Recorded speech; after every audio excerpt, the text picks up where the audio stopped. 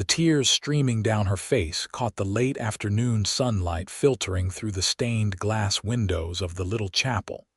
And Samuel Trent knew right then that something was terribly wrong with the woman who was supposed to become his bride in less than an hour. It was June 1878 in Moab, Utah Territory, a dusty settlement surrounded by red rock canyons that stretched toward heaven itself. Samuel had ridden into town 3 months prior, a cowboy looking for honest work after years of driving cattle up from Texas.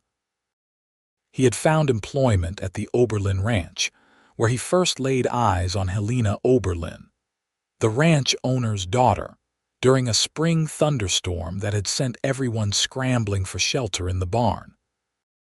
Helena had been 20 years old then, with chestnut hair that fell in waves past her shoulders and eyes the color of sage after rain. Samuel, 24 and weathered from years under the sun, had felt something shift in his chest when she smiled at him that first day, handing him a towel to dry his face. The rain had drummed on the roof while the horses nickered softly in their stalls, and they had talked until the storm passed, discovering they both loved the wildness of the Utah desert, the way the sunrise painted the cliffs in impossible shades of orange and pink. Their courtship had been proper but passionate in the way of two people who recognized something rare between them. Samuel would finish his work early just to walk Helena down to the creek that ran behind the ranch house, where cottonwood trees provided shade and the water sang over smooth stones. They talked about everything under those trees. She told him about losing her mother to fever when she was 12, about running the household for her father ever since, about her dreams of seeing the ocean someday, even though she loved this red rock country with her whole heart. Samuel told her about growing up in a saddle, about his own mother who died giving birth to him, about his father who drank himself to death in a Kansas saloon when Samuel was 16. He told her about the loneliness of the trail, about sleeping under stars so bright they seemed close enough to touch, about finally wanting to put down roots somewhere, with someone. When he asked her to marry him on a May evening with the desert cooling around them and a hawk circling overhead, she had said yes without hesitation. Her father, Robert Oberlin, had given his blessing readily. Samuel was a hard worker, honest, the kind of man who kept his word. The wedding was set for June 15th, and Helena had sewn her own dress, white cotton with lace at the collar that her mother had saved from her own wedding gown.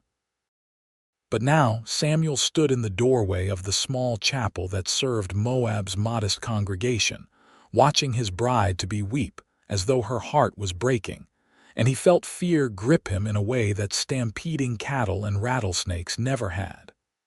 "Helena," he said softly, not wanting to startle her. She turned, her face wet with tears, her hands clutching a handkerchief that had belonged to her mother. The wedding dress fit her perfectly, making her look like an angel, but her expression was one of pure anguish. "Samuel," she gasped, trying to wipe her face. "You should not see me before the ceremony.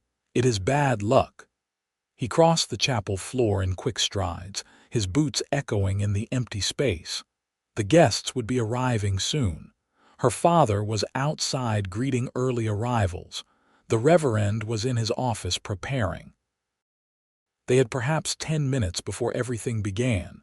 "To hell with luck," Samuel said, reaching for her hands. "Tell me what is wrong. Tell me why you are crying like this." Helena looked up at him, and he saw such conflict in her eyes that it made his stomach clench. "I cannot," she whispered. "You can tell me anything. You know that. Have I not shared everything with you? Have you not shared everything with me?" She pulled her hands away, turning toward the simple altar with its wooden cross. "I thought I could do this. I thought I could be brave enough. But standing here about to make vows before God, I cannot lie, not in this place, not to you." Samuel felt his heart hammering.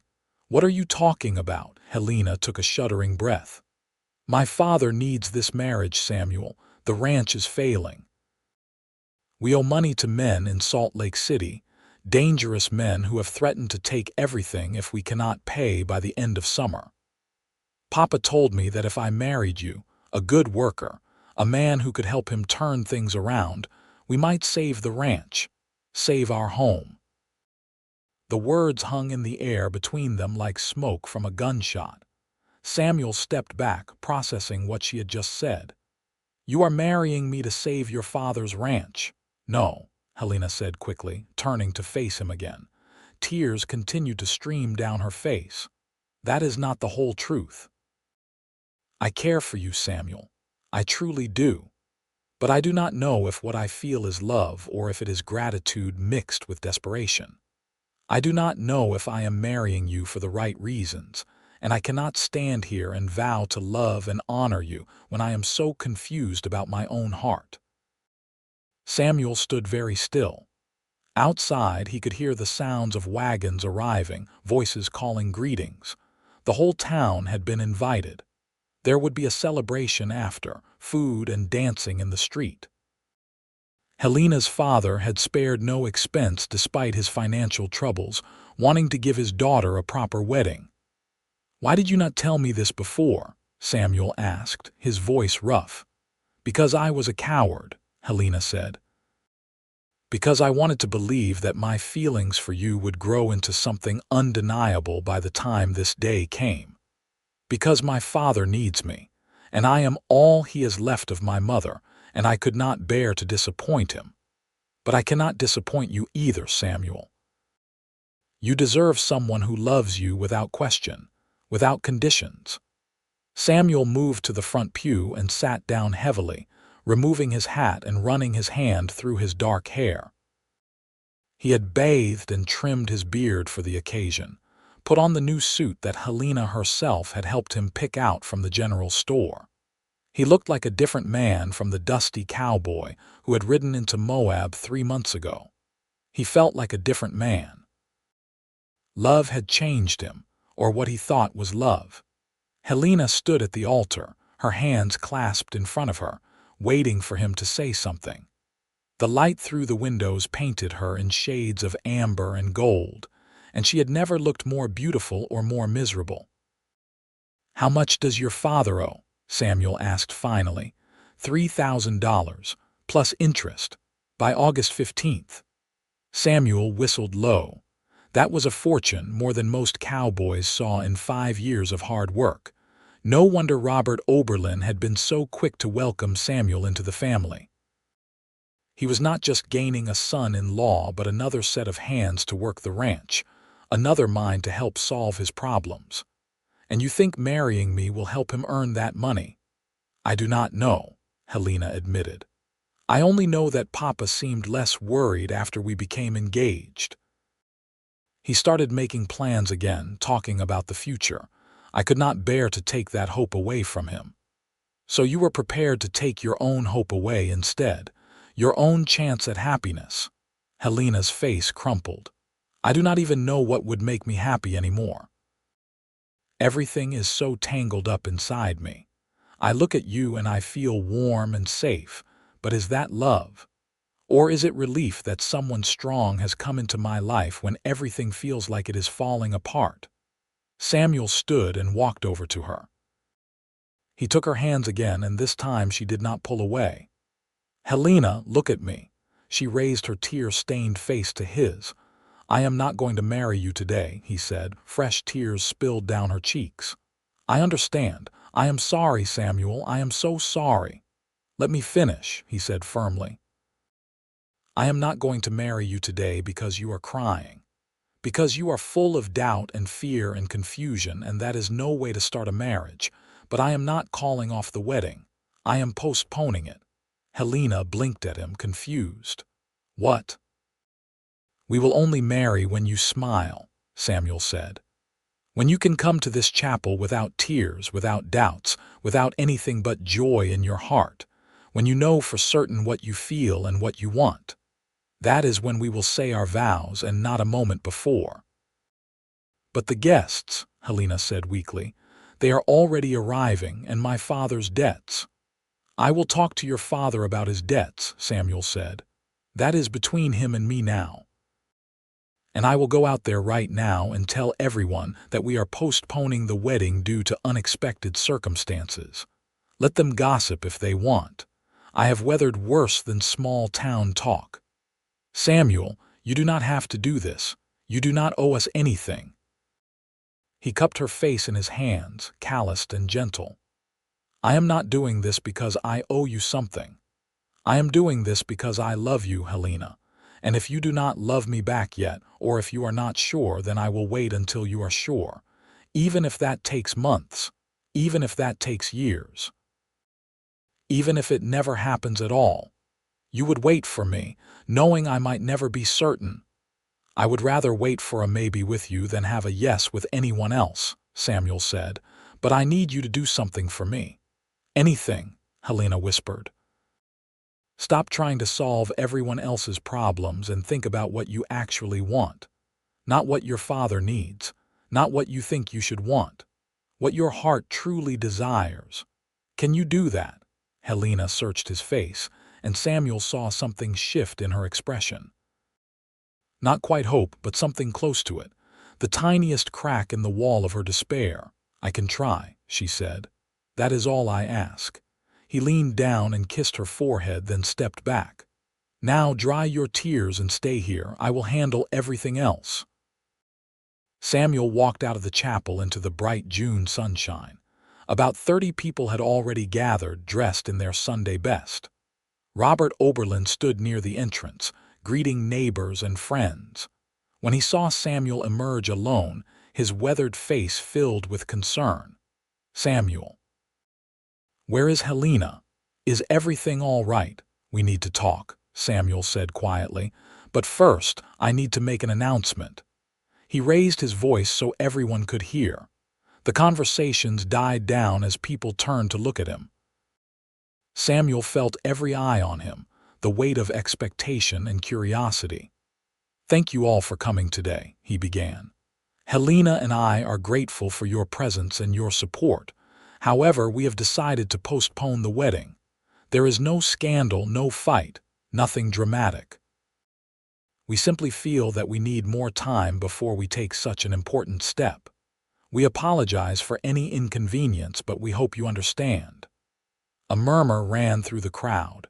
Some people looked disappointed, others curious. A few seemed almost pleased to have gossip to share. Samuel did not care. He kept his expression neutral and calm. Reverend Martin, who had come out of his office when he heard Samuel speaking, nodded slowly. I understand, son. Marriage is a sacred commitment. Better to be certain than to rush in unprepared. We will reschedule whenever you are ready.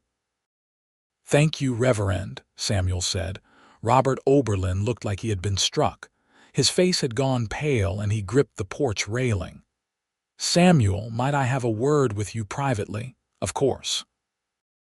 The crowd began to disperse, people heading back to their wagons and horses, already speculating about what might have caused the postponement.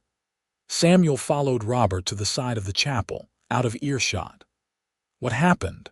Robert demanded, his voice tight with barely controlled panic. Did Helena tell you about the debt? Is that what this is about? She did tell me, Samuel confirmed. And yes, that is part of what this is about. Why did you not tell me yourself, Robert? Why did you let me think I was marrying Helena because she loved me, when really I was a solution to your financial problems? Robert looked away, shame coloring his weathered features. It was not like that.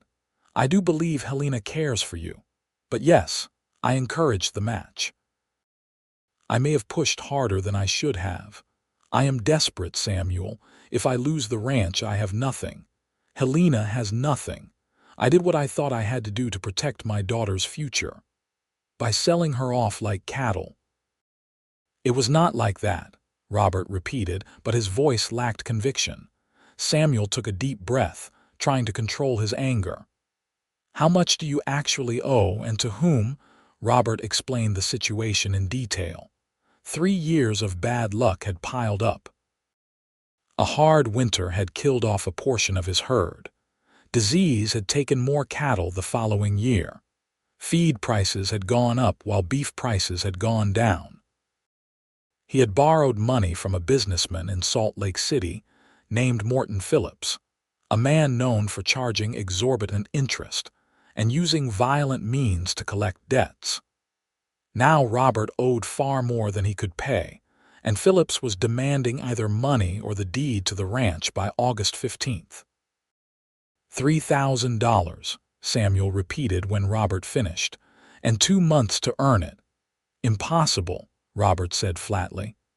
Even if we sold every head of cattle we have left, we would not come close. I have been trying to figure a way out for months. When you arrived, young and strong and clearly taken with Helena, I thought maybe together we could work something out. Extra hands, fresh ideas. I know it was wrong to manipulate things, but I was drowning Samuel. Samuel studied the older man. Robert Oberlin had always treated him fairly, paid him his wages on time, respected his work. He was not a bad man, just a desperate one. And desperation made people do foolish things. I have some money saved, Samuel said slowly. Not much, maybe $400. You can have it. Robert's eyes widened.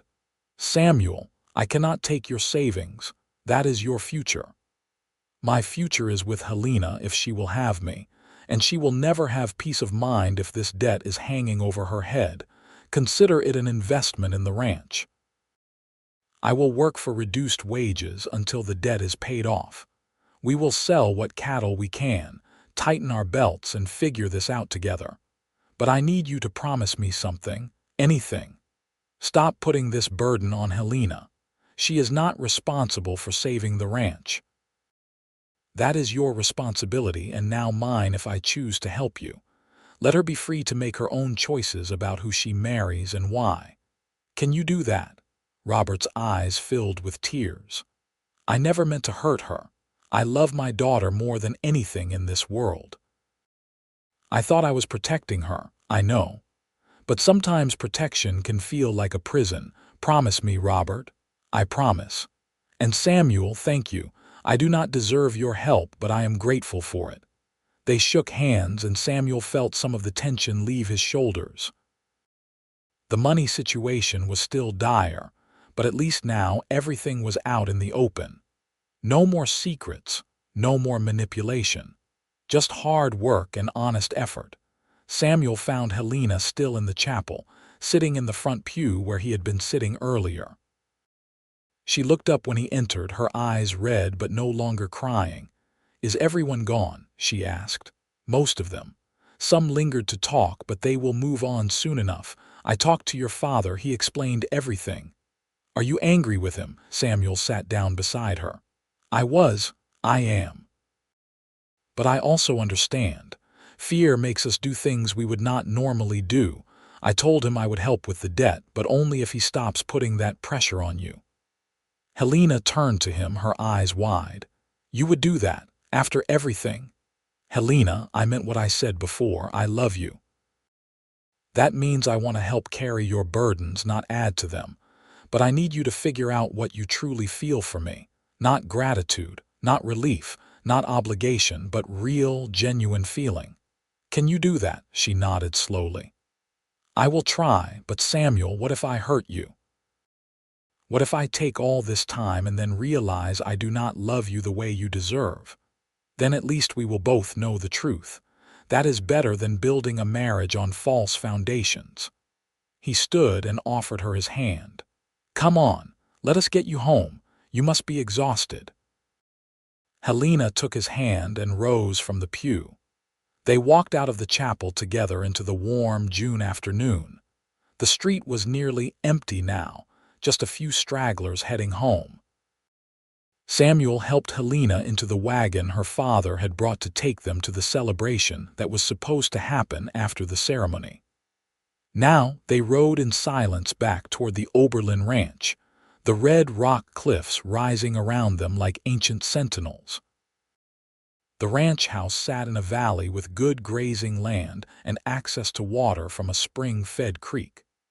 It was a modest operation, not one of the big cattle empires that dominated some parts of the West, but it had been enough to support the Oberlin family for 15 years. Samuel could see why Robert was desperate to keep it. This was not just land and cattle. It was home, legacy, memory. Helena went inside while Samuel helped Robert put away the wagon and tend to the horses. The two men worked in companionable silence, the rhythm of familiar tasks providing comfort. When they finished, Robert turned to Samuel. "Will you stay for supper? I know this day has not gone as planned, but you are still welcome here." "Thank you, but I think Helena needs some time with just you tonight. I will head back to the bunkhouse and see you in the morning for work." Robert nodded. "Samuel, I meant to say earlier but got sidetracked. You are a good man, better than I deserve. I hope Helena comes to see that." "She will figure out what she needs to figure out in her own time," Samuel said. "I just need to be patient." He rode his horse back toward the bunkhouse, a simple structure that housed the ranch hands.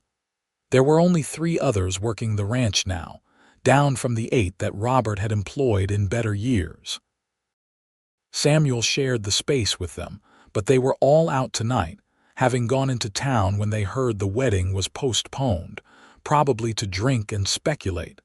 Samuel was grateful for the solitude. He lay on his bunk, hands behind his head, staring at the ceiling. The events of the day replayed in his mind. Helena's tears, her confession, his own declaration, the postponement, the conversation with Robert. It had all happened so fast, yet it felt like a lifetime had passed since he walked into that chapel. Did he regret his decision? He examined his heart carefully and found that he did not. Yes, it hurt to know that Helena's feelings for him were uncertain. Yes, it was frightening to give her freedom when that freedom might lead her away from him. But the alternative, marrying someone who was not sure, who might spend years wondering if they had made a mistake, that would have been worse. That would have been a slow poison that destroyed them both. He had meant what he said. He would wait, and in the waiting he would prove himself.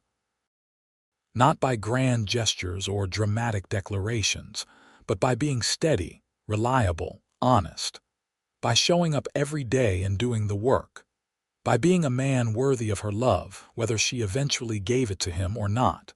The next morning, Samuel was up before dawn as usual. He washed in the cold water from the pump outside, dressed in his work clothes, and headed to the main house.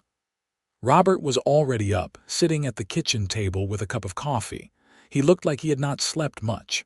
"Morning," Samuel said. "Morning. Coffee is fresh." Samuel poured himself a cup and sat down. "What needs doing today? North fence needs mending, and I want to check on the cattle in the upper pasture. I'm thinking we should start sorting out which ones we can sell. Get the best price we can." "I will start on the fence after breakfast," Samuel said. They heard footsteps on the stairs, and Helena appeared in the doorway. She wore a simple work dress, her hair braided down her back. Without the wedding gown and tears, she looked more like herself. Still beautiful, but real, tangible. "Good morning," she said quietly. "Morning, honey," Robert said. "I was just telling Samuel about the fence work. I thought I might ride out to the upper pasture with you, Papa. I know cattle as well as anyone, and I can help with the sorting." Robert looked surprised but pleased. Helena had always been involved with the ranch, but since her mother's death, she had focused more on the household duties. To hear her volunteer for the outdoor work was unexpected. "I would appreciate that," Robert said. Helena poured herself coffee and started preparing breakfast. The 3 of them moved around the kitchen in a careful dance, nobody quite sure how to act after the events of yesterday. But slowly, as they ate and talked about the day's work, some of the awkwardness faded. This was familiar territory. Work was something they all understood. Samuel spent the morning mending fence in the hot June sun. It was hard, satisfying labor that required focus and strength. He welcomed the distraction, the way his muscles burned and sweat soaked his shirt. By midday, he had completed a good section and was rewarded with the sight of Helena riding toward him on her mare. She carried a canteen and a bundle wrapped in cloth. "I thought you might be hungry," she called out as she approached. Samuel straightened, wiping his forehead with his bandana. "That was thoughtful, thank you." Helena dismounted and spread out the cloth in the shade of a juniper tree. She had brought bread, cheese, and dried apples. They sat together, eating in companionable silence while her horse grazed nearby. "How was the upper pasture?" Samuel asked. "Good. We have about 100 head we could sell. Papa thinks if we get them to market in Salt Lake City, we might earn $1,500, maybe more if we are lucky. That would be a good start on the debt." "Samuel, about that. You should not have offered your savings. It is too much." He looked at her steadily. "I offered because I wanted to, not because I expect anything in return. You understand that, right?" "I am trying to understand everything," Helena said. "Last night I could not sleep. I kept thinking about what you said, about figuring out what I truly want. It is harder than it sounds. I have spent so long thinking about what everyone else needs that I barely know what I need anymore. That is a start, though, recognizing the problem. The rest will come with time." Helena plucked at the grass beside her. "Do you really love me, Samuel? Or do you love the idea of settling down, having a home, ending the loneliness?" It was a fair question, and Samuel gave it the consideration it deserved. "I have thought about that. Yes, I want those things. But I wanted them long before I met you, and I never felt the urge to pursue them until I saw you that day in the barn. There is something about you specifically, Helena. The way you laugh, the way you see beauty in small things, the way you are fierce and gentle at the same time. That is what I love, not just the idea of you, but you." Helena's eyes glistened, but she blinked back the tears. "I am not sure I deserve that kind of love. That is not for you to decide. I get to choose who I love and why, just like you get to choose whether you love me back."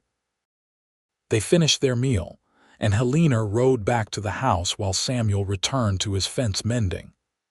The afternoon passed quickly, and by evening he was tired but satisfied with what he had accomplished. At supper, Robert announced that they would be driving the cattle to Salt Lake City in 1 week. It would take 4 days to get there, time to sell, and 4 days back. Samuel and one of the other ranch hands, a quiet man named Joe, would go with him. "I want to go too," Helena said. Robert frowned. "Helena, that is a hard trip. You would be more comfortable staying here." "I want to go," she repeated firmly. "I can handle it, Papa. You know I can ride as well as any of the men, and I want to be part of this. It is my future, too." Robert looked at Samuel, who shrugged. "She is right. She can ride, and an extra set of eyes on the trail never hurts." "All right," Robert agreed reluctantly. "But you ride in the wagon when you get tired. No heroics." The week passed in preparation. They gathered supplies, checked tack and equipment, and spent long days herding the cattle they planned to sell into a holding pen near the ranch house. Samuel saw Helena every day but gave her space, not pushing for conversations or declarations.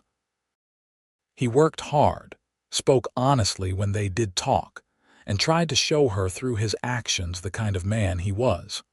On the evening before they were to leave, Helena sought him out in the barn where he was checking the horses' hooves. The sun was setting, painting everything in shades of gold and crimson. "Samuel, can we talk?" He set down the hoof pick and straightened. "Of course." Helena climbed up to sit on a hay bale and he joined her. For a moment they just sat there, listening to the horses shifting in their stalls and the evening birdsong outside. "I have been thinking all week," Helena began, "about what I want, about how I feel, And I have realized something." Samuel's heart beat faster, but he kept his voice calm. "What is that?" "I was so focused on whether I loved you that I did not stop to think about whether I even know what love is supposed to feel like. My parents loved each other. I saw that growing up. But it always seemed so easy for them, so natural.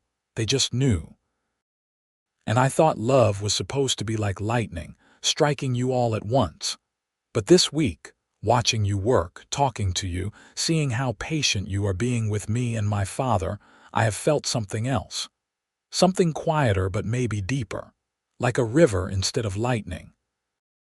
"Tell me about it," Samuel said softly. "I feel safe with you.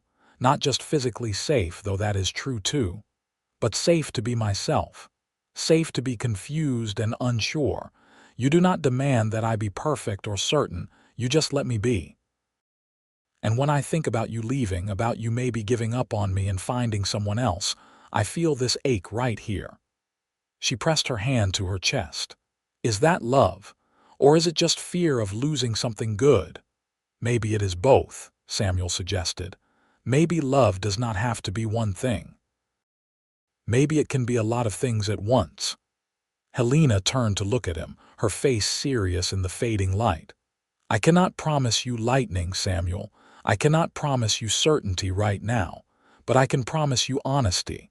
And honestly, I do not want you to give up on me. I do not want to lose what we are building here. Does that count for anything?" Samuel felt something loosen in his chest, a knot he had not even realized was there. "It counts for everything. That is more than I had yesterday." She smiled then, a real smile that reached her eyes. "There, I smiled." "Does that mean we can get married now?" He laughed, surprising himself. "Not yet. That was a good smile, but I want to see the smile that comes when you have no doubts at all. I will know it when I see it. You are stubborn, Samuel Trent. I learned from the best." They sat together until full dark, talking about the trip ahead, about the ranch, about small things that mattered.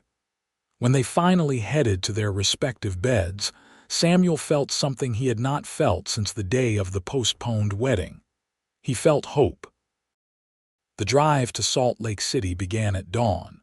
100 head of cattle was a manageable number for 4 people, but it still required constant attention.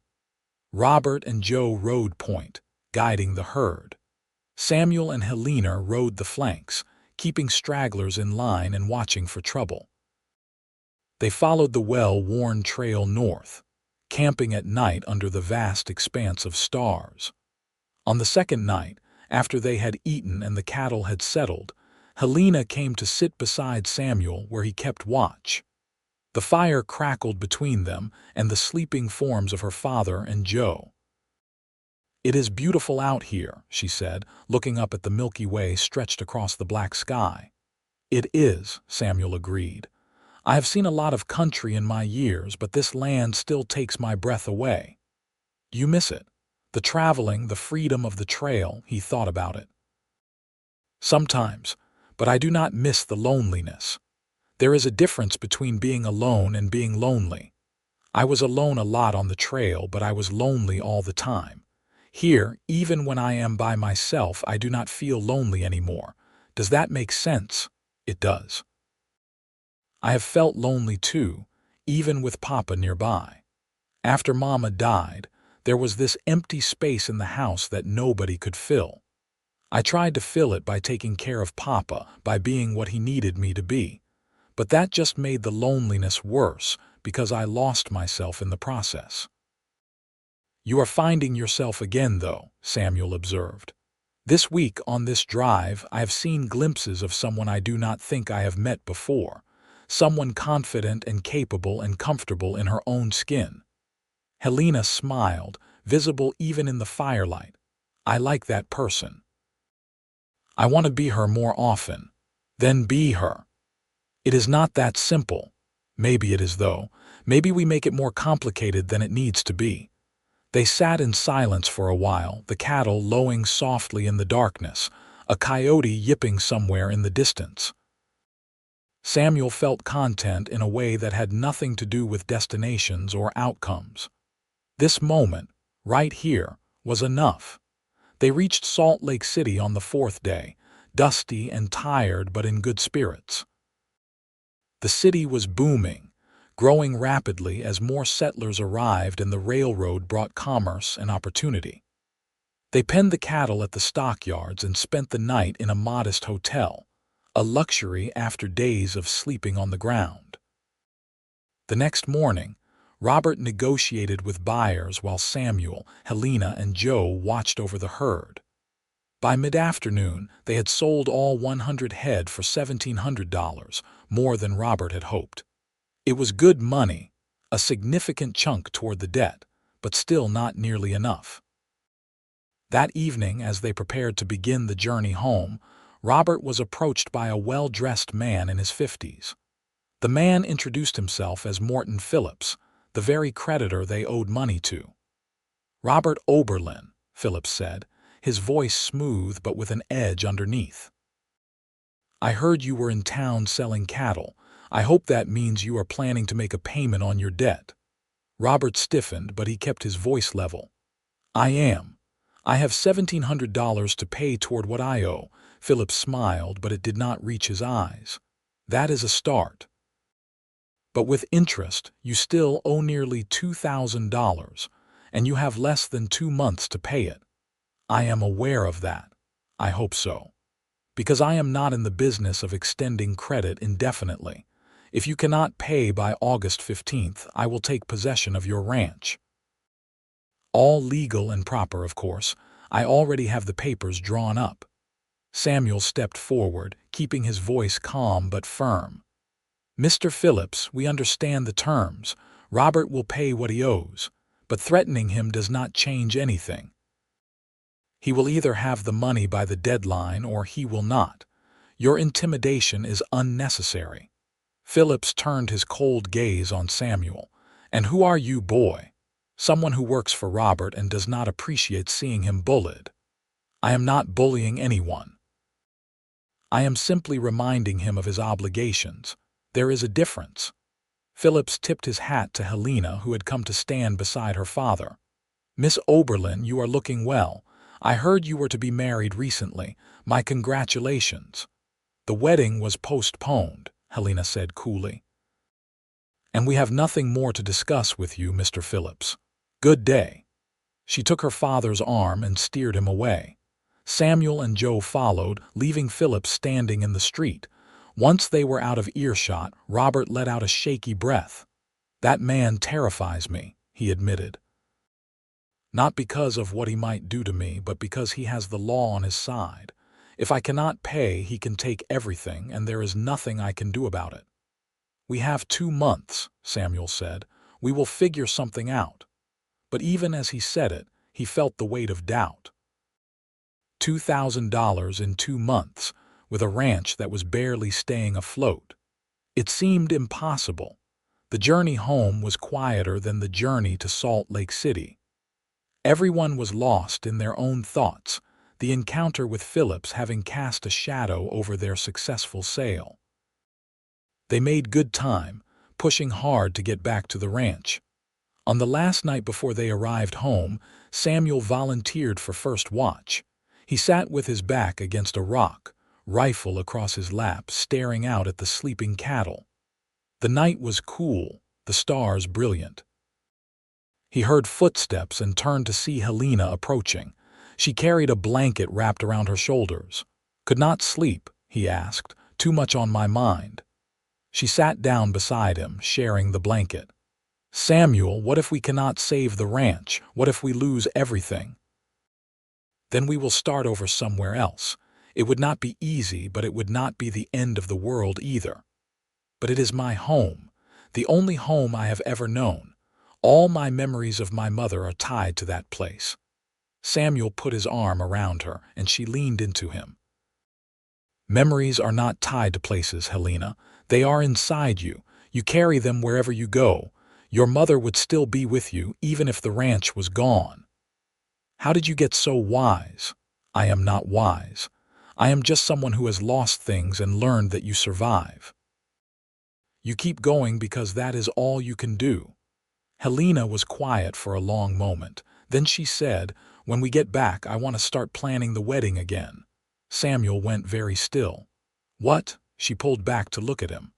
"I have had a lot of time to think on this trip, and I have realized something important. I do not need to be certain about the future to be certain about you. Life is uncertain. The ranch might be gone in 2 months. We might have to start over. But one thing I do know is that I want you beside me when I face whatever comes. That is what matters." "Helena," Samuel started, but she put her finger on his lips. "Let me finish. You asked me to wait until I could smile without doubt, and I understand why, but I am not sure doubt ever completely goes away. I think love is not the absence of doubt. It is choosing someone despite the doubt. And I choose you, Samuel Trent. I choose you with all my confusion and uncertainty and fear. I choose you because when I think about my future, I cannot imagine it without you in it." Samuel felt his throat tighten with emotion. "That is quite a speech." "I have been practicing it in my head for the last 2 days," he laughed, pulling her close again. "All right then. When we get back, we will start planning, but on one condition." "What is that?" "When we stand in that chapel again, I want to see you smile, a real smile from deep in your heart. The kind of smile that says you are exactly where you want to be.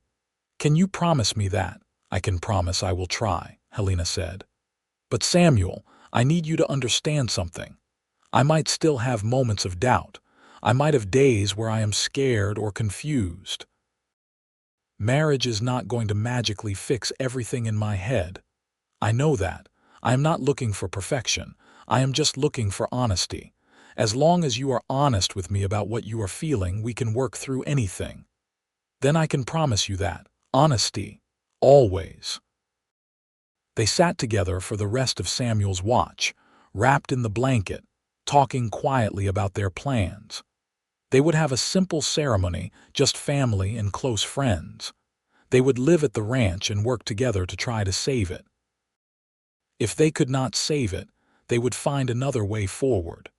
Together, when they finally arrived back at the ranch, weary but determined, they found a surprise waiting. A telegram had arrived from a distant cousin of Robert's in California. The cousin had heard about Robert's financial troubles and was offering a loan of $1,000, interest-free, to be repaid whenever Robert could manage it. Robert sat at the kitchen table, holding the telegram with shaking hands. "I had written to him months ago, but I never expected him to respond, much less offer help. He is nearly a stranger." "Sometimes strangers surprise you," Samuel said. "This is good news, Robert. With the money from the cattle sale and this loan, you will have enough to pay Phillips with some left over." "We will have enough," Robert corrected. "Samuel, your $400 is part of this total. You are as much a part of saving this ranch as anyone." Over the next 3 weeks, they worked harder than ever. Samuel and Robert fixed every fence, repaired the barn roof, and even started planning for next year's calves. Helena threw herself into the household accounts, finding ways to cut costs without sacrificing quality of life. It was exhausting work, but it felt purposeful. They were fighting for something that mattered. In the evenings, Samuel and Helena would walk by the creek, holding hands and talking about the wedding. They set the date for August 1st, 2 weeks before the debt deadline. They wanted to be married with clear hearts before dealing with Phillips one final time. Helena worked on a new dress, simpler than the first but no less beautiful. Samuel cleaned his suit and practiced his vows in the barn when he thought no one was listening. The whole ranch seemed to hum with anticipation. 1 week before the wedding, Samuel found Helena sitting under the cottonwood trees by the creek. She had a book open in her lap, but she was not reading. Instead, she was staring at the water, a thoughtful expression on her face. "Penny for your thoughts," Samuel said, sitting beside her. Helena looked at him and smiled. It was not the smile he was waiting for, not yet, but it was warm and genuine.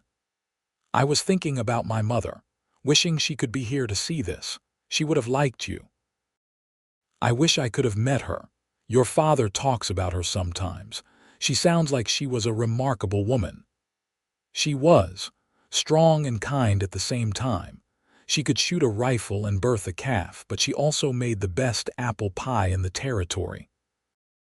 "She taught me that women do not have to choose between being tough and being gentle. We can be both." "You are both," Samuel observed. "That is one of the things I love about you." Helena closed her book and turned to face him fully. "Samuel, I want to tell you something, and I need you to really hear me. I am listening. I love you. I know I have been hesitant to say it, worried that I was not sure enough or that I was saying it for the wrong reasons. But I have come to realize that love is not a lightning bolt. At least, not for me. It is all these small moments, like right now, sitting by this creek. It is the way you look at me like I am the most important person in the world. It is the way you worked yourself to exhaustion to help save my father's ranch. It is the way you gave me space to figure things out instead of pressuring me. All of those moments have added up to something bigger, something I can finally name. I love you, Samuel Trent, truly and completely." Samuel felt like his heart might burst. "Say that again. I love you." "One more time." Helena laughed, and the sound was like music. "I love you, you stubborn cowboy." He kissed her then, softly at first and then with more intensity, years of loneliness and months of waiting pouring into that single kiss. When they finally pulled apart, both breathing hard, Helena was smiling. Not just any smile, but the smile. The one that lit up her entire face, the one that came from a place of complete joy. "There it is," Samuel said softly. "That is the smile I have been waiting for." "I feel it too," Helena said. "I feel like my heart is so full it might overflow. Is this what happiness feels like? I think it is. And I think we are going to have a lifetime of it." The week before the wedding passed in a blur of preparations and anticipation. The whole town knew about the postponed ceremony, and everyone was curious about the second attempt. This time, there were no doubts, no crying in the chapel, no last-minute confessions. This time, there was only excitement. On the morning of August 1st, Samuel stood in the chapel wearing his clean suit, his hands steady as he waited at the altar. The Reverend stood beside him, smiling benevolently. The pews were filled with neighbors and friends, including Joe and the other ranch hands who had taken the morning off to witness the ceremony. The door opened, and Helena entered on her father's arm. She wore the new dress she had made, simple white cotton with wildflowers woven into her hair. But it was not the dress that took Samuel's breath away. It was her face, glowing with happiness, her smile so bright it could have powered the sun. She walked down the aisle with confident steps, never taking her eyes off Samuel. When she reached him, Robert placed her hand in Samuel's and stepped back, his own eyes wet with tears. Reverend Martin began the ceremony, his voice calm and measured. He spoke about commitment and faith, about building a life together through good times and bad. Samuel barely heard the words. He was too focused on Helena, on the way her hand felt in his, on the smile that never wavered when it came time for the vows. Samuel spoke clearly and firmly. "I, Samuel Trent, take you, Helena Oberlin, to be my wife. I promise to love you in times of plenty and times of want. I promise to stand beside you when you are strong and hold you up when you are weak. I promise to be honest with you, even when the truth is hard. I promise to wait for your smiles and comfort your tears. From this day forward, you are my home." Helena's eyes shimmered, but she was still smiling as she spoke her own vows. "I, Helena Oberlin, take you, Samuel Trent, to be my husband. I promise to love you with my whole heart, doubts and all. I promise to be honest about my fears and brave about my dreams. I promise to work beside you, laugh with you, and build a life that honors both of us. From this day forward, you are my partner in all things." Reverend Martin smiled. "By the power vested in me by the territory of Utah, I now pronounce you husband and wife. Samuel, you may kiss your bride." Samuel stepped forward and cupped Helena's face in his hands, just as he had done that day months ago when she was crying. But this time, there were no tears. This time, there was only joy. He kissed her deeply, and the chapel erupted in applause and cheers. When they broke apart, Helena was laughing, her face flushed with happiness. "We did it," she said. "We are actually married." "We are," Samuel confirmed, "and I am the luckiest man alive." The celebration afterward was everything the first attempt should have been. Tables were set up in the street with food and drink. A fiddle player provided music, and people danced well into the evening. Samuel and Helena moved through the crowd together, accepting congratulations and good wishes, but their attention was always on each other. As the sun began to set, painting the red rocks in shades of crimson and gold, Samuel pulled Helena aside. They walked to the edge of town, where they could see the landscape stretching out in all directions, vast and beautiful. "You have any regrets?" Samuel asked, wrapping his arms around her from behind. Helena leaned back against his chest, feeling his heartbeat. "Not a single one. Do you?" "Only that I did not meet you sooner. We could have had more time together. We have all the time we need, a whole lifetime stretching ahead of us." They stood there as the stars began to emerge, holding each other and watching the day fade into night. It was a perfect moment, complete and whole, requiring nothing more than what it was. 2 weeks later, on August 15th, Samuel and Robert rode into Salt Lake City together. They carried with them the full amount owed to Morton Phillips, $3,200, including interest. When they handed over the money in Phillips' office, the man looked almost disappointed. "I must admit, I did not think you would make it," Phillips said, counting the bills. "You underestimated us," Robert replied. "That is your mistake, not ours." Phillips prepared the papers showing the debt satisfied in full. When everything was signed and witnessed, Robert and Samuel walked out of the office into the bright August sunshine, free men. "I cannot believe it is over," Robert said, looking dazed. "I have been carrying that debt like a stone around my neck for so long, I almost forgot what it felt like to breathe." "It is over," Samuel confirmed. "Now we get to focus on building up the ranch instead of just trying to save it." They rode home with light hearts, arriving back at the ranch just as the sun was setting. Helena ran out to meet them, and Samuel dismounted to catch her in his arms. "It is done," she asked. "It is done. The ranch is safe."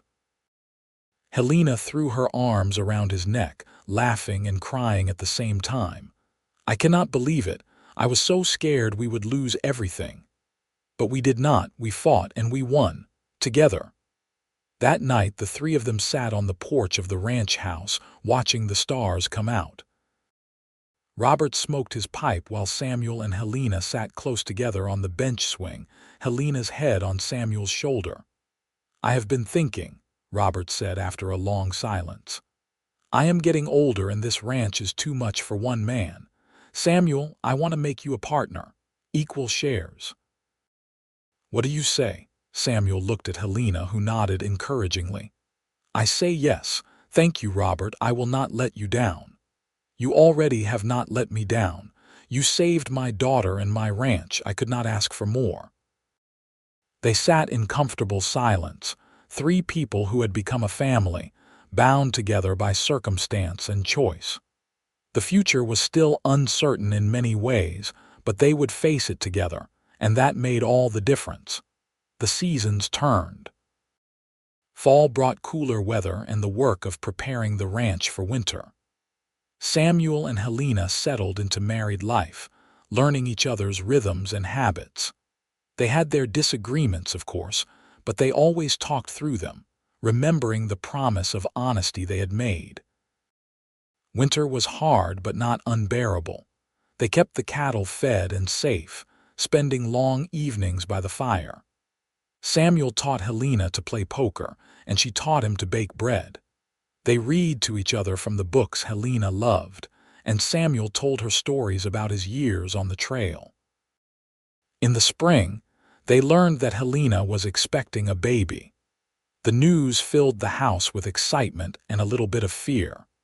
Childbirth was dangerous on the frontier, and the memory of Helena's mother dying in childbirth hung unspoken between them all.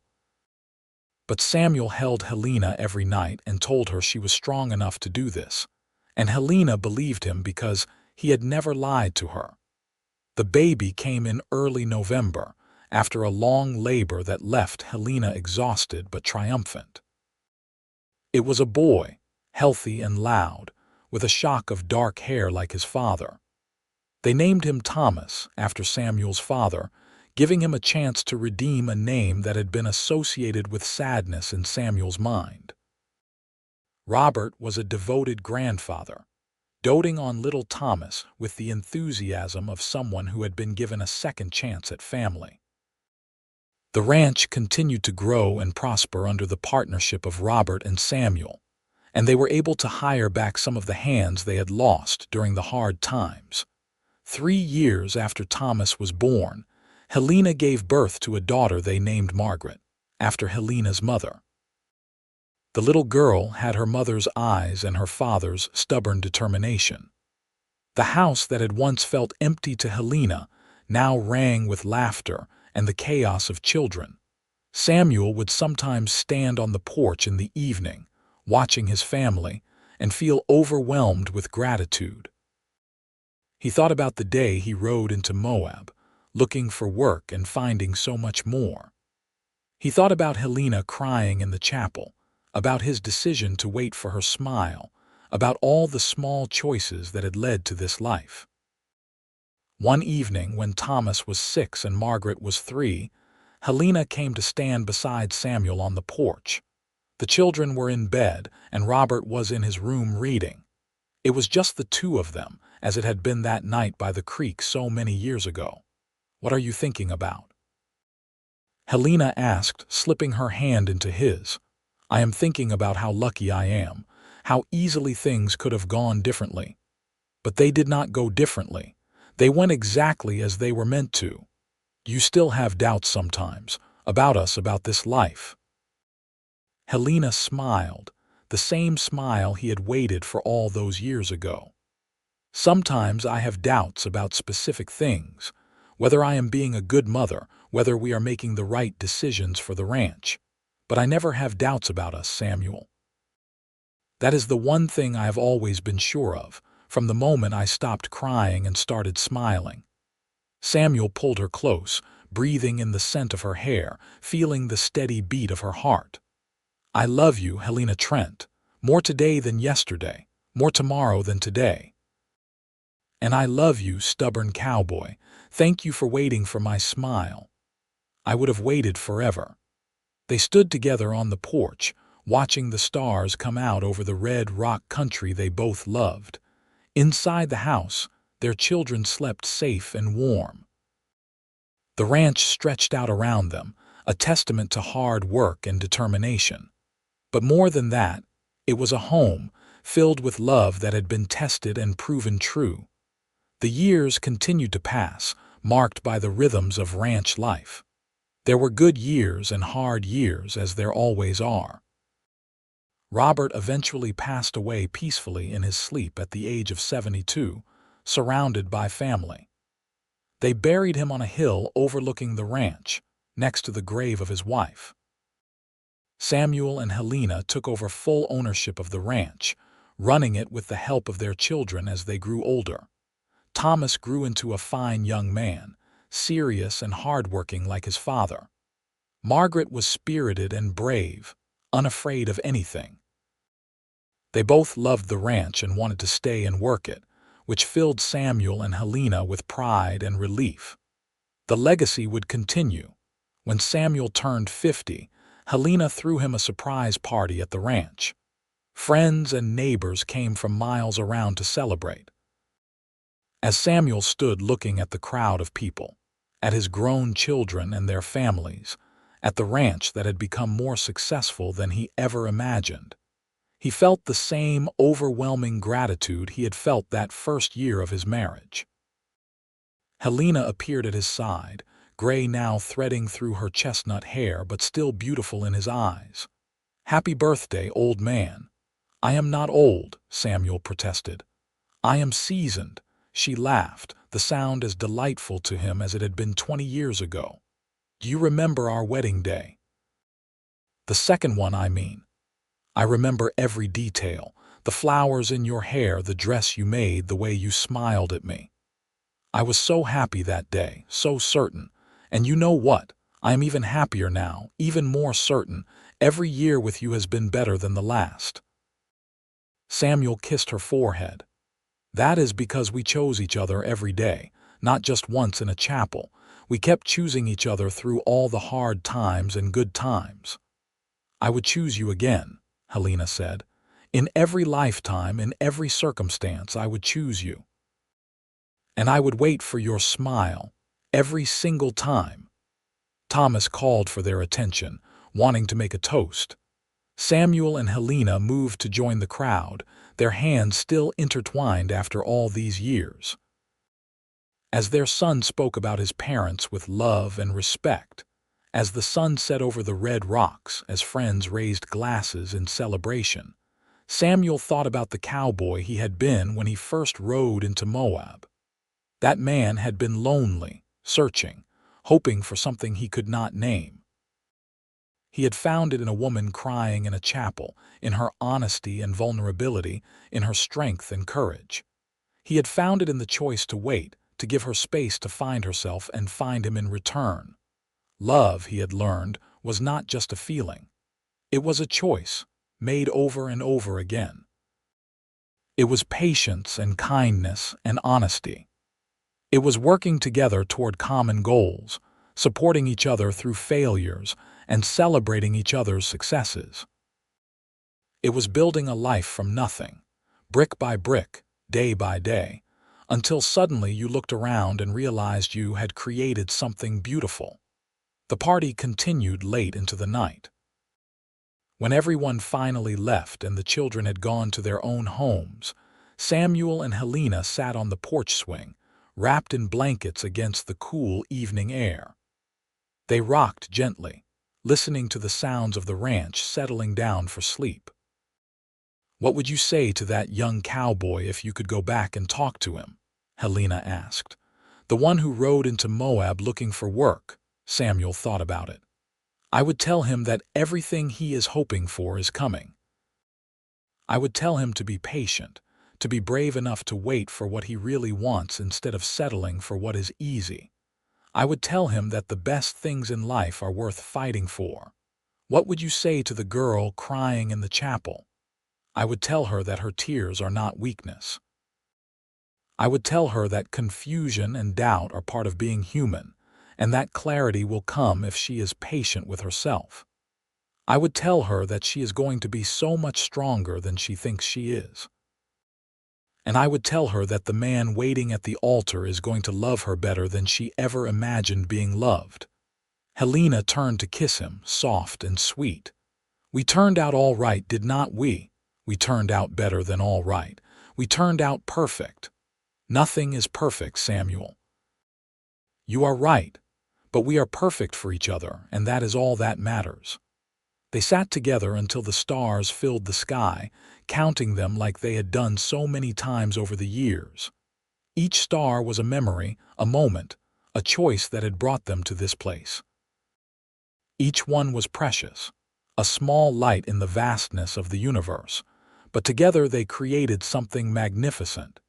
Years later, when Samuel was 70 and Helena 66, they sat in the same spot on the same porch, watching their grandchildren play in the yard. They had 5 grandchildren now, with another on the way. The ranch was thriving under Thomas's management, and Margaret had married a good man and started her own ranch in the next valley over. "You ever miss it?" Helena asked. "The adventure, the open trail, the freedom you had before you settled here." Samuel considered the question seriously. "Sometimes I miss the simplicity of it. One man, one horse, nothing to worry about but the next town and the next meal, but I do not miss the loneliness.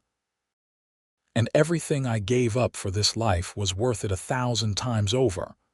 I am glad you stayed. I am glad you waited for me. I would wait for you again."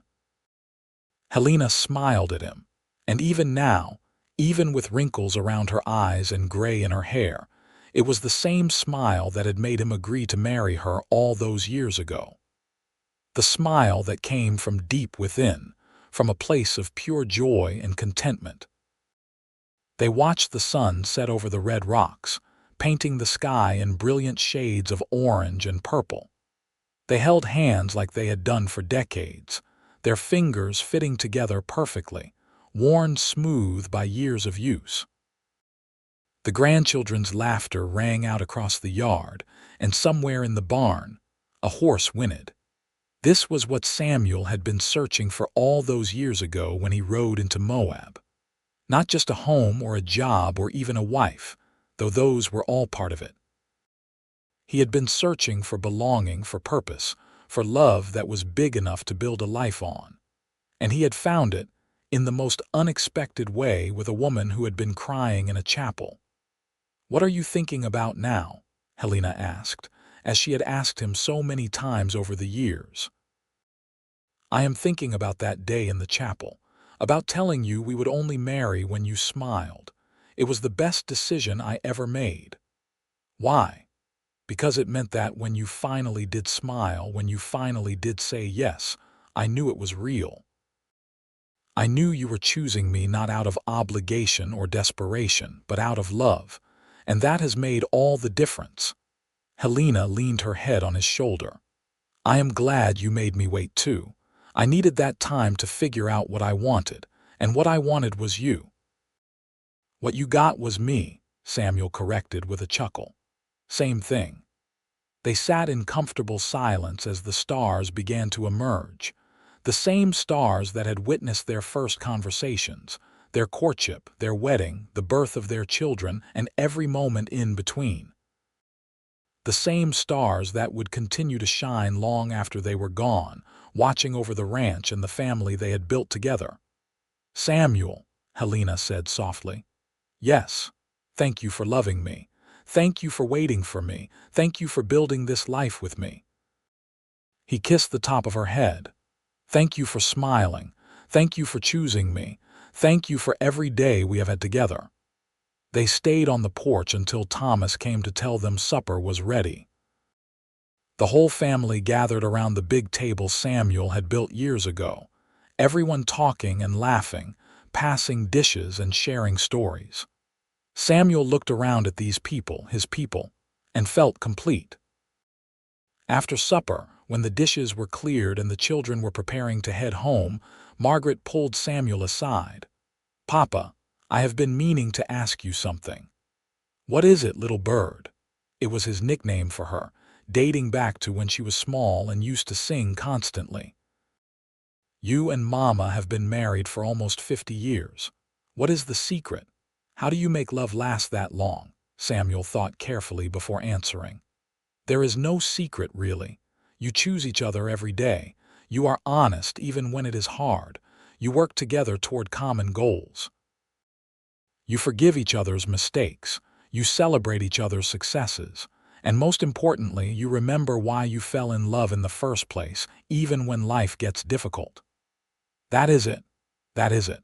Love is not complicated. People make it complicated, but at its core, it is simple. Choose each other, be kind to each other, and never stop choosing." Margaret hugged him tight. "Thank you, Papa. I love you. I love you too, little bird." As the family dispersed for the evening, Samuel and Helena prepared for bed. They moved through their nighttime routine with the ease of long practice, each knowing the other's patterns and rhythms. When they finally lay down together, Helena curled into Samuel's side as she had done for decades. "Are you happy?" Samuel asked. "Completely. Are you?" "More than I ever thought possible." They drifted off to sleep together, their breathing synchronizing, their hearts beating in tandem. Outside, the wind whispered through the cottonwoods by the creek. The cattle lowed softly in their pens. The red rocks stood silent and eternal under the starlight. And in the little chapel in Moab, now old and worn but still standing, the memory of a crying woman and a patient cowboy lingered like a prayer. It was a story the townspeople still told, about the couple who postponed their wedding until the bride could smile without tears. It had become legend, a reminder that true love was worth waiting for, that patience and understanding were the foundations of lasting happiness. Samuel and Helena Trent lived several more years, healthy and active well into their 70s. They died within months of each other, first Helena in her sleep, and then Samuel, who simply seemed to lose the will to keep going without his beloved wife beside him. They were buried on the hill next to Robert and his wife, overlooking the ranch they had built together. Their children and grandchildren continued the legacy, running the ranch with the same dedication and love that Samuel and Helena had shown. And every year on August 1st, the family gathered at the ranch to celebrate the anniversary of Samuel and Helena's wedding, remembering the love story that had started it all. The story of a cowboy and a rancher's daughter, of tears and smiles, of patience and courage, of choosing each other every day for nearly 50 years. It was a love story worthy of the Wild West, grounded in the red rock country of Utah Territory, as enduring as the land itself. And sometimes, on quiet evenings when the wind was just right, people swore they could hear laughter from the direction of the old ranch house, and see two figures sitting on the porch swing, holding hands and watching the sunset, forever choosing each other, forever home.